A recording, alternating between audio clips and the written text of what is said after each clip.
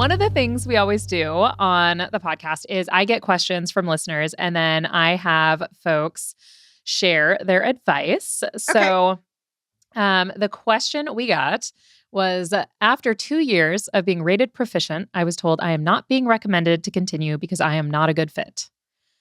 I am a special education teacher and fully co-taught this year. I was told that because the students were talking during my observation, even though they were on topic, and she was told that this late in the year, that shouldn't be happening. Like they shouldn't be talking while she's instructing. At the beginning of the year, I said I wouldn't see students not in my caseload because it is during the multi-tiered systems of support. And the specific time is when I work with my IEP students. So she was like, I'm only going to work with my IEP students during the specific time. Yeah.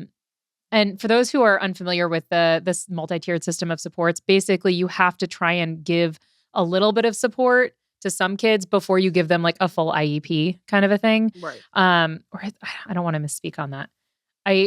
Before increasing the amount of supports for a student, you have to make sure you are adequately providing the supports at the tier that they're currently at. I want to phrase it that way. Their current level. Yeah. Yes, exactly. So I don't want to say they can't get an IEP because I think that they absolutely can if they have those kind of needs. Right. But this teacher was like, I already have my caseload. I'm not going to work with these other kids.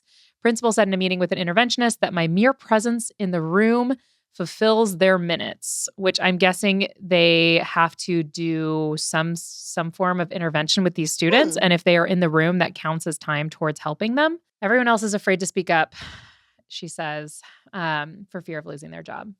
Honestly, that sounds like a win for you to not be at that school anymore. To Legit. Be so I'd be like so happy to be out. Like clearly that's a setup. Like that is insane. And you're a special education teacher. Just shout from a rooftop, I'm a fully licensed special education teacher and I need a job. And every school in the freaking county will be like, legit. We'll take you. We will take you. Thank you so much. And probably give you an increase. Exactly. Like, legit. Yeah. Because I know if it's anything like here, you go to the next county over, you're going to make a ton more money. Oh, yeah, exactly. The further you get from sweet tea, the more money you end up making. Exactly. Yeah. Yeah. 100%. But no, that is totally unfair. Yeah. Right? Okay. Definitely girl bye. Like, bye, y'all. Exactly. Have the best time at your next job where you're going to be much 100%. Much Enjoy yourself, girl. Enjoy yourself. Exactly. The other thing I do, and it's during summer. So normally I say, what are your kids doing for teachers on Fridays on Instagram? But it's the middle of summer for us right now as we're recording this. So I went back and I found one that then reminded me of something that happened with my own children. So somebody said a 3-year-old peed their pants on purpose and then cried because her pants were wet.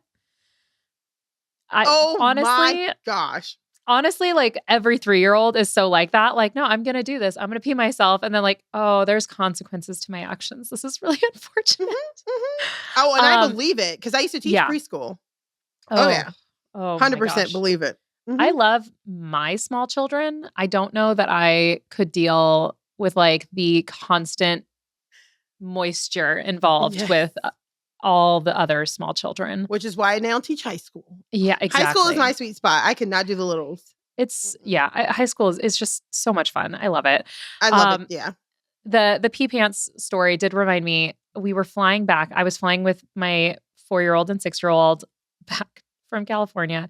And my daughter was on our way to the airport. She started saying like, I don't feel good. Like right before we left, she asked for a trash bag from my father. And I was like, oh no.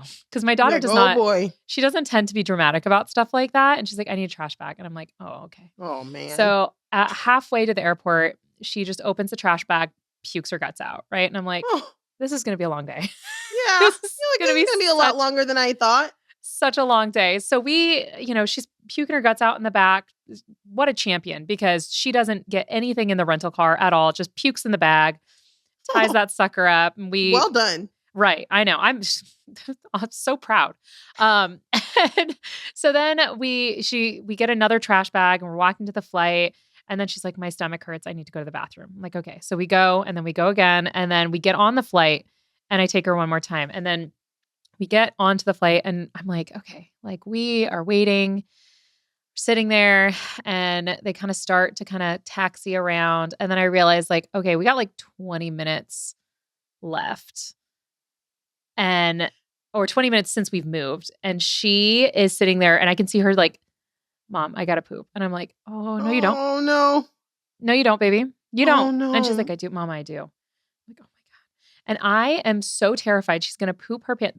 Champion, because we make it all the way up into flight and I see like the flight attendants unbuckle and I take her back and she makes it. Thank God. Oh my God. It was one of those where absolute champion. For sure. But I was literally sitting there like, what am I going to do if she poops her pants? This is a 4.5 hour flight. I didn't bring a change of pants for her.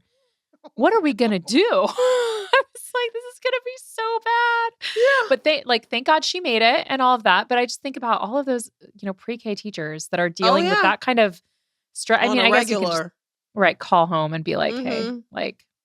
Yeah. Well, and the best part about it for preschool is most of the time, like we have the parents submit emergency pair of clothes in a Ziploc bag at the beginning of the year.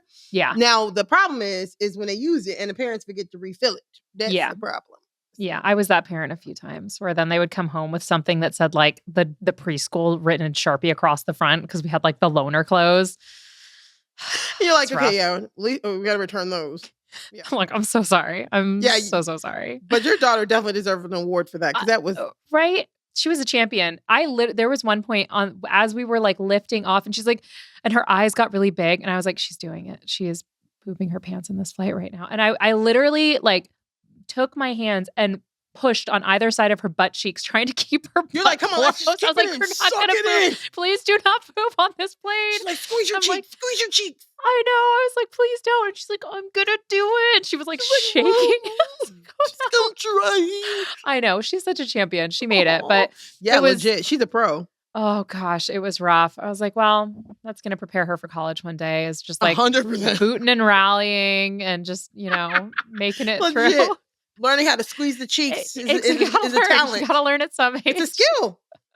Thank you so much for watching. Want more of Those Who Can't Do in your life? Well, you can watch the full episode right now. Just click on that little box over there. You see it? Right down there? There it is. And if you haven't yet, please subscribe. Okay, bye.